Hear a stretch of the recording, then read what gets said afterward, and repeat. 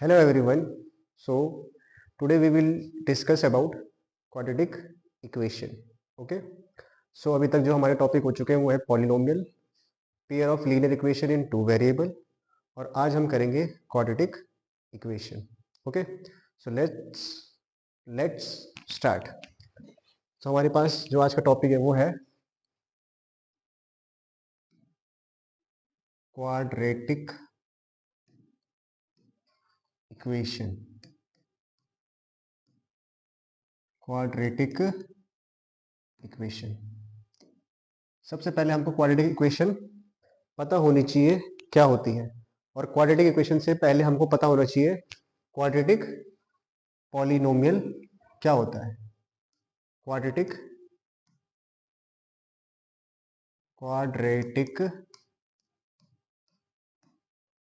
Polynomial. Okay. So now quadratic polynomial क्या होता है? Polynomial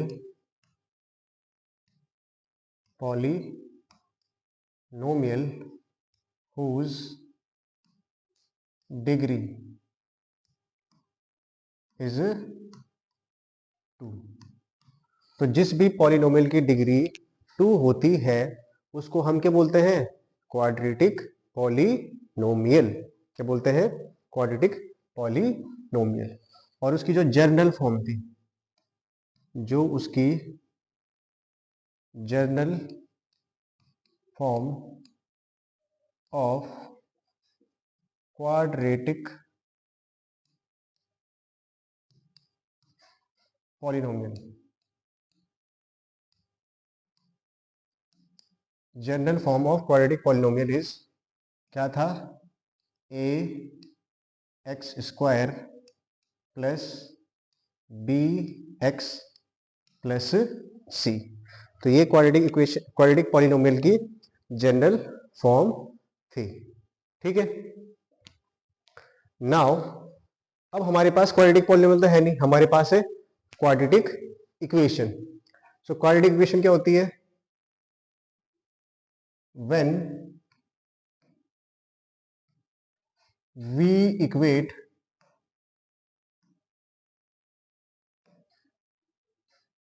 quadratic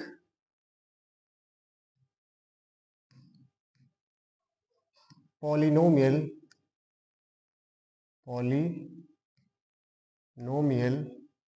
is 0. ठीक है. जब हम इस क्वाड्रेटिक पॉलिनोमियल को 0 के बराबर रख देते हैं, then we got quadratic equation. Quadratic polynomial आपको पता लग गया कि जिस भी पॉलिनोमियल की डिग्री 2 होगी वो क्वाड्रेटिक पॉलिनोमियल होगा. क्वाड्रेटिक इक्वेशन क्या होगी? जब हम क्वाड्रेटिक पॉलिनोमियल को इज इक्वल टू 0 रख देंगे तो वो क्वाड्रेटिक इक्वेशन बन जाएगी. सो जो इसकी जनरल फॉर्म होगी, general form of quadratic equation, वो क्या हो जाएगी आपकी? वो हो जाएगी a x square plus B x plus C is equal to 0. Is equal to 0. तो ये आपकी क्वाड्रेटिक इक्वेशन की जनरल फॉर्म या standard form of quadratic equation हो जाएगी. ठीक है. ठीक. तो ये आ गया हमारा क्वाड्रेटिक इक्वेशन और वो उसके बारे में. ठीक है.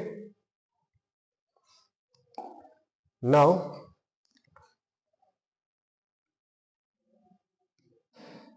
Solution of quadratic equation. Solution of quadratic equation क्या होता है, या फिर सॉल्यूशन बोले या रूट्स बोले. ठीक है. अब हमने पढ़ा क्वाड्रेटिक इक्वेशन की जनरल फॉर्म क्या होती है? A x square plus B x plus C is equal to 0.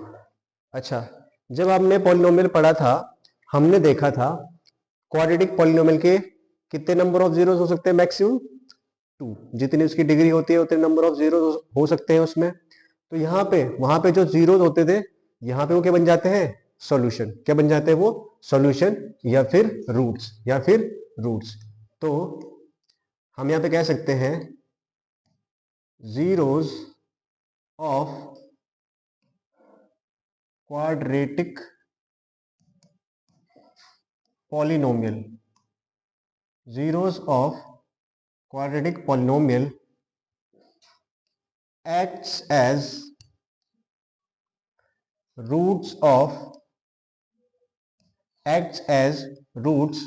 in quadratic equation, तो जो जीरोस का काम करते हैं क्वाड्रेटिक पॉलिनोमियल में वही रूट्स का काम करते हैं इन क्वाड्रेटिक इक्वेशन। ओके, तो ये हमारी क्वाड्रेटिक इक्वेशन है और जीरोस क्या होते हैं उसके, या फिर रूट्स क्या होते हैं। रूट्स मतलब जो जीरोस होते हैं पॉलिनोमियल में उन्हीं को हम क्या बोलते हैं, रूट्स बोलते हैं इन क्वाड्रेटिक इक्वेशन। ओके, अब जैसे ये वाला टॉपिक हमारा हो गया, ठीक है, ठीक। नाउ नेक्स्ट टॉपिक जो हमारा इसमें है वो है solution of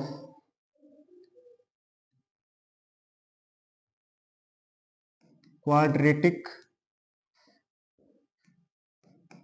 equation by factorisation,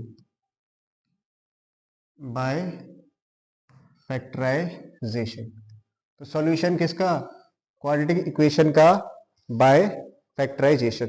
so now our heading is solution of quadratic equation by factorization। Okay, पहले उससे पहले आपको जरा मैं थोड़ा सा पीछे जाऊं।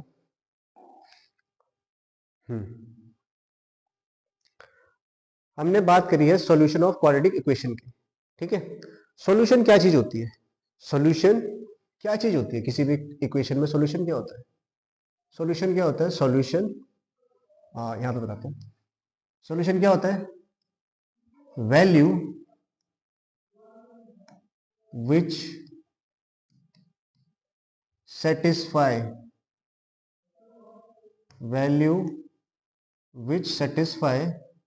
the given equation, value which satisfy the given equation, ठीक है। ऐसी वैल्यू जो उस इक्वेशन को सेटिस्फाई कर दे वही उसका सॉल्यूशन होता है। और सेटिस्फाई से हमारा क्या मतलब होता है, सेटिस्फाई से हमारा मतलब होता है कि जो लेफ्ट हैंड साइड है ऑफ इक्वेशन वो किसके इक्वल आ जाए, right hand side of equation के इक्वल आ जाए। मतलब जब मैं वैल्यू को रखूं और रखते ही लेफ्ट हैंड साइड किसके बराबर हो जाए, राइट हैंड साइड के बराबर हो जाए, तो इसका मतलब जिस भी वैल्यू पे वो पॉसिबल हुआ है वो उस क्वाड्रेटिक इक्वेशन का सॉल्यूशन हो जाएगा। ओके, नाउ हम पढ़ रहे हैं, हमारी जो हेडिंग है वो है solution of quadratic equation by factorisation. अच्छा, इसका एक एग्जांपल देखते हैं हम। हमारे पास एक इक्वेशन है x square plus 5x plus 6 is equal to 0। तो ये हमारे पास एक क्वाड्रेटिक इक्वेशन है, ठीक है। नाउ इसके फैक्टराइजेशन जब हम करते हैं तो आप लोगों को शायद पता होगा, 9th क्लास में आप लोगों ने पढ़ा होगा इसे। हम क्या करते हैं, इस मिडिल टर्म को 2 नंबर में डिवाइड करते हैं, फर्स्ट और सेकंड। 2 नंबर में इसको ब्रेक करते हैं। इस तरह से ब्रेक करते हैं कि इनको अगर हम आपस में ऐड करें या आपस में सब्ट्रैक्ट करें तो 5 आए, और इनको मतलब यहाँ पे क्या होगा, या तो इनको आप ऐड करो, फर्स्ट नंबर को और सेकंड नंबर को ऐड किया आपने तो आपको मिला ये जो नंबर है बी, ये बी होता है ना, बी और ये ए वहां पर 1 है, ठीक है। या फिर आपने फर्स्ट से सेकंड को माइनस करा या सेकंड से फर्स्ट को माइनस करा तो आपको क्या मिला, बी मिला। और साथ ही साथ की कंडीशन होनी चाहिए कि जो आपका फर्स्ट नंबर है इंटू सेकेंड नंबर, इनका जो मल्टीप्लाई होना चाहिए वो सी इंटू ए के बराबर होना चाहिए। किसके बराबर होना चाहिए, सी इंटू ए के बराबर होना चाहिए, ठीक है। ये कंडीशन जब फॉलो हो जाएगी तो आपके फैक्टर हो जाएंगे। अब देखते हैं जरा क्या हो रहा है यहाँ पे। आपके पास है बीच में 5x, क्या है 5x। अब देखिए c और a यहाँ पे 1 है तो a into C, a into C, a into C कितना हो गया आपका 6 into 1 that is 6, that is 6। अब यहाँ पे आपके पास 5 है, इस 5 को इस तरह से ब्रेक करना है दो नंबर में जिनको ऐड करके या माइनस करके तो क्या आ जाए 5 आ जाए, और मल्टीप्लाई करके क्या आ जाए 6 आ जाए। तो हमारे पास दो पॉसिबिलिटी है, इसको ब्रेक करता हूं मैं 3 और 2 में। किस में, 3 और 2 में, 3 और 2 में। तो यहाँ देखिए 3 और 2 में जब ब्रेक करेंगे इसको तो क्या हो जाएगा, ये हो जाएगा x square plus 3x plus 2x plus 6 is equal to 0। इन दोनों से हमने x कॉमन लिया तो जाएगा x प्लस 3, और यहाँ से हमने 2 कॉमन लिया तो ये हो जाएगा x प्लस 3, ये वाला भी इज इक्वल टू 0। अब देखिए दो नंबर बच गए यहाँ पे, एक नंबर ये हो गया, एक नंबर ये हो गया। इन दोनों नंबर से हमने x प्लस 3 क्या ले लिया, कॉमन ले लिया। x प्लस 3 कॉमन लिया, पहले वाले से बचा x और दूसरे वाले से बचा 2, इज इक्वल टू 0 था, इज इक्वल टू 0, ठीक है। अब मेरे पास x प्लस 3 इक्वल टू 0 आ गया और x प्लस 2 इक्वल टू भी 0 आ गया। अब कभी भी जैसे a इंटू बी अगर 0 है तो इसका मतलब होगा या तो a इक्वल टू 0 होगा या b इज इक्वल टू 0 होगा। ऐसे नहीं होगा कि दोनों 0 के बराबर हो। तो देयरफॉर मैं यहां से कह सकता हूं x plus 3 is equal to 0, या तो ये कंडीशन होगी, या फिर x plus 2 is equal to 0। x plus 3 जब 0 होगा तो x इक्वल टू -3 और यहां से x इक्वल टू -2। तो इसके दो सॉल्यूशन या दो रूट्स आ गए, ठीक है। एक आया x प्लस 3 और एक आया x माइनस x प्लस 3 और x प्लस 2, x प्लस 3 और x प्लस 2, x प्लस 3 और x प्लस 2, ठीक है। तो ये हमारा हो गया दूसरा, इसमें तीसरा टॉपिक। नेक्स्ट टॉपिक हमारा इसमें है क्या है, नेक्स्ट टॉपिक हमारा देखना पड़ेगा क्या है हमारा इसमें। हाँ,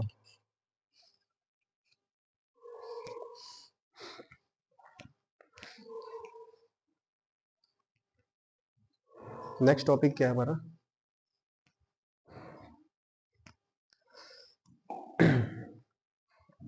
अब देखिए पहले क्या करते हैं यहाँ पे हमारे पास जो क्वाड्रेटिक इक्वेशन होती है वो ax square plus B x plus C is equal to 0 ये होती है, ये होती है, ठीक है। अच्छा, यहां से अगर मैं देखिए इसको होल स्क्वायर बनाता हूँ, इसको होल स्क्वायर बनाने के लिए मैं क्या करता हूँ 4ac से मल्टीप्लाई कर देता हूँ, A x square plus B x plus C is equal to 0। और यहाँ भी मैंने 4a से मल्टीप्लाई करा और यहाँ भी 4a से मल्टीप्लाई करा। और जब 4a से मल्टीप्लाई क्यों करा, जरा यहाँ देखते तो 4a से मल्टीप्लाई करो क्या हो जाएगा 4a square x square plus 4a b x plus 4ac is equal to 0, ठीक है। अब अगर हम यहाँ इसको चेंज कर दिए जगह 2ax का होल स्क्वायर, 2ax का होल स्क्वायर प्लस इसको ब्रेक करो, इसको आप ब्रेक कर सकते हो 2 इंटू 2ax साथ में और इंटू b अलग से लिख सकते हैं हम इसको ऐसे, ठीक है। और इस 4ac को उधर भेजो तो ये जगह -4ac, ठीक है। अब हमारे पास a स्क्वायर तो आ गया प्लस 2ab भी आ गया, अब हमें बी स्क्वायर चाहिए, क्या चाहिए बी स्क्वायर चाहिए। तो मैं दोनों तरफ बी स्क्वायर ऐड कर देता हूं। जब आप दोनों तरफ बी स्क्वायर ऐड करोगे तो आपको मिलेगा 2ax होल स्क्वायर प्लस आपका ये 2 into 2ax into b plus b square इधर ऐड करा और बी स्क्वायर उधर ऐड करा माइनस 4ac तो था उधर। ठीक है, अब अगर यहाँ पे आप देखो तो ये हो गया A square B square 2a into B. Formula बनता है किसका? ए प्लस बी का होल स्क्वायर। ये क्या हो गया? B square minus 4ac। Square जब उधर जाएगा स्क्वायर उठ जाएगा, ये जाएगा 2ax plus b is equals to square root b square minus 4ac। और जब स्क्वायर रूट खुलता है तो क्या जाता है? दो वैल्यू आती है प्लस और minus.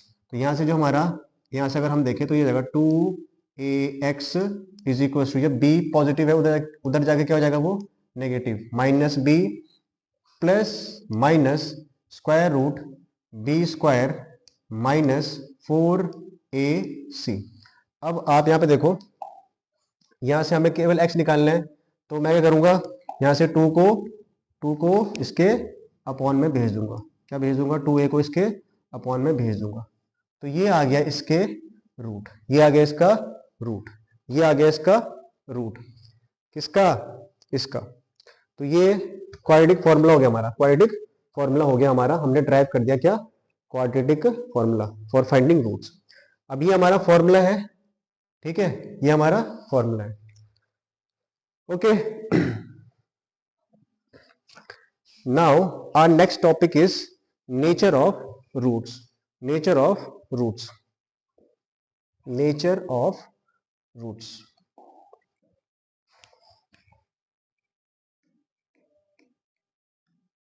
Nature of roots.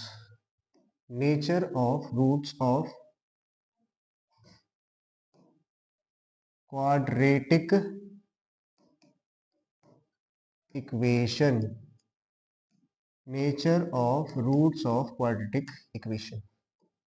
Okay, अभी हमने जस्ट फाइंड करा x is equals to minus b plus minus square root b square minus 4ac upon 2a। ये फाइंड करा हमने। यहां पे जो हमारे पास बी स्क्वायर माइनस 4ac है, इसको बोलते हैं डी, और इसको बोलते हैं डिस्क्रिमिनेंट। डिस्क्रिमिनेंट क्या बोलते हैं इसको? डिस्क्रिमिनेंट। डिस्क्रिमिनेंट। और ये डिस्क्रिमिनेंट क्या बताएगा हमें? बताएगा nature of roots. Nature of roots. Now अब आप देखिए, पहला, अगर इफ d, ये जो d है डिस्क्रिमिनेंट, ये 0 से बड़ा होता है, 0 से बड़ा मतलब ये जो स्क्वायर रूट के अंदर वैल्यू है ये 0 से बड़ी हो जाती है। अगर ये 0 से बड़ी होगी मतलब पॉजिटिव वैल्यू होगी, पॉजिटिव वैल्यू की कुछ वैल्यू होगी, तो ये माइनस बी प्लस माइनस, एक बार प्लस रखोगे एक बार माइनस रखोगे, तो आपके पास कितनी वैल्यू जाएंगी? 2 वैल्यू जाएंगी। कितनी वैल्यू जाएंगी? 2 वैल्यू। अगर d 0 से बड़ा है देन तब क्या होगा? रूट्स आर रियल होंगे, रियल वैल्यू आएगी, एंड साथ ही साथ क्या होंगे? Distinct. And distinct, DISTINCT, distinct. Distinct मतलब अलग अलग, डिस्टिंक्ट मतलब अलग अलग, डिफरेंट बोल लो।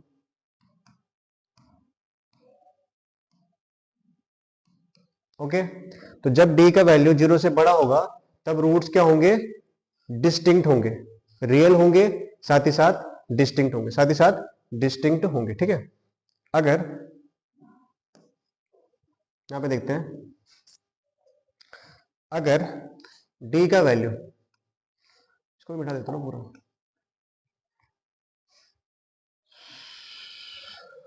अगर दूसरा, अगर d का वैल्यू 0 के बराबर आ जाता है, 0 के बराबर मतलब b square minus 4ac is equal to 0, is equal to 0। तो इस केस में आपके पास जो रूट्स होंगे, रूट्स आर रियल होंगे। क्या होंगे?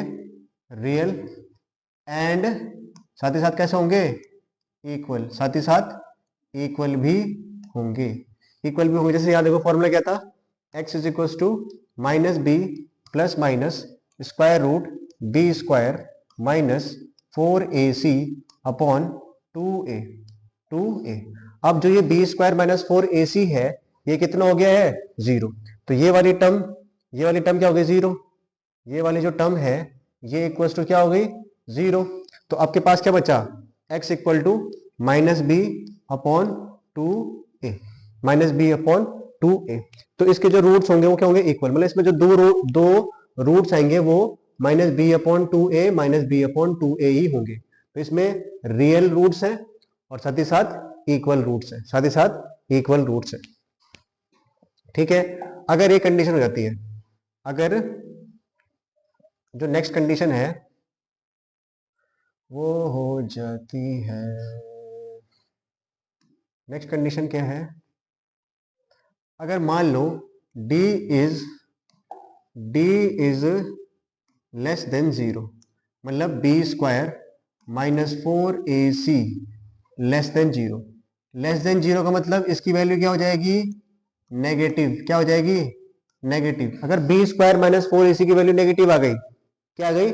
नेगेटिव। अब आप देखिए क्या था वो, ये था रूट्स क्या थे? x equal to minus b plus minus square root b square minus 4ac upon 2a। अब स्क्वायर रूट के अंदर नेगेटिव वैल्यू रहती है, मतलब minus b plus minus square root के अंदर नेगेटिव वैल्यू का मतलब क्या होता है? ये हो जाएगा इमेजिनरी। क्या हो जाएगा? ये आइटा, इमेजिनरी वैल्यू। तो यहाँ पे रूट्स आ रहे हैं, रूट्स कैसे हो जाएंगे इस केस में? इमेजिनरी। इस केस में क्या हो जाएंगे? Roots imaginary. कैसे हो जाएंगे? Not, no real roots. No real roots. कोई भी इस केस में रियल रूट हमको नहीं मिलेगा। ओके। तो तीन कंडीशन अगर हम जल्दी से समराइज करें तो पहली कंडीशन ये थी, पहली कंडीशन थी अगर d 0 से बड़ा होगा। दूसरी कंडीशन थी d 0 के बराबर होगा। और तीसरी कंडीशन थी d 0 से छोटा होगा। जब d 0 से बड़ा होगा इस केस में 2 रियल एंड डिस्टिंक्ट अलग अलग रूट्स मिलेंगे हमको। ठीक है। इस केस में हमको 2 रियल एंड इक्वल रूट्स मिलेंगे। इक्वल रूट्स मिलेंगे। और इस केस में हमको मिलेगा नो रियल रूट्स। इस केस में हमको कोई भी रियल रूट्स नहीं मिलेंगे। ठीक है। तो ये हमारा नेचर ऑफ रूट्स के बारे में इसमें हो गया क्वाड्रेटिक इक्वेशन में। ठीक है। तो क्वाड्रेटिक इक्वेशन में इतनी ही थ्योरी है हमारे पास, इतनी ही थ्योरी है जो हमने अभी करी है। ठीक है। अच्छा, इसके क्वाड्रेटिक इक्वेशन में और क्या हमारे पास?